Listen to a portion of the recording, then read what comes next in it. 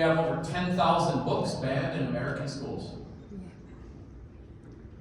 10,000 books, including books like Charlotte's Web, and so many other classics in literature, just to help emerging readers. So there is a politicization of the educational space that is affecting so many things. I think honestly, if you take a long view of history, there has never once been a time in history when the book banners were the good guys.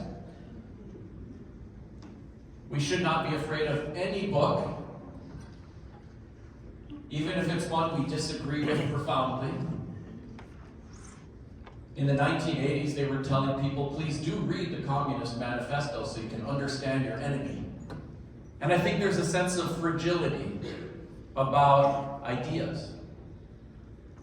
Because you must have to have a pretty fragile sense of the validity of your ideas if you feel the only way for them to thrive is to squish everybody else's ideas. That they won't somehow stand up under scrutiny.